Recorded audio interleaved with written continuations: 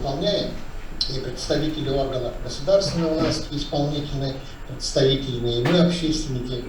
Первая часть – это сбор информации, разумеется, используя наши информационные ресурсы, память народа, государственную информационную систему, где практически вся информация из архивов собрана из центральных. Часть информации можно брать с дороги памяти, куда была помещена информация из военных комиссариатов со всей страны.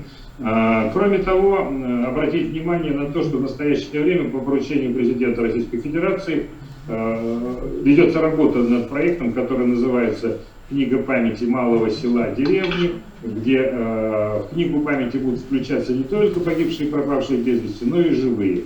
И делается это силами малых муниципальных образований с использованием местных архивов, школьных архивов, документов, которые хранятся в семьях и так далее. Это будет не книга, а будет целый каталог, потому что в отличие от обычной книги памяти, в данном каталоге будет выставлена абсолютно вся информация, как мини-архив каждого воина в отдельности.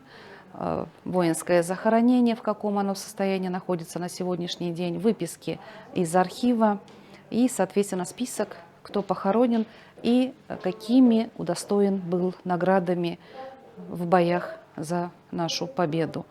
Мы считаем, что данный проект на сегодняшний день он актуален, чем когда-либо. До сих пор обращаются уже правнуки с просьбой выявить, найти, где находится место захоронения, могила деда, прадеда. По сегодняшний день люди не забывают тех трагических событий. Это говорит о том, что война оставляет очень глубокий след в судьбах, в памяти детей. Издание такого каталога, оно послужит реальным, наглядным пособием, что война – это плохо. И вот наша задача внедрить в работу в данную работу детей. У нас уже есть опыт в городе Химки Московской области. Мы уже проводим работу, работаем в школе.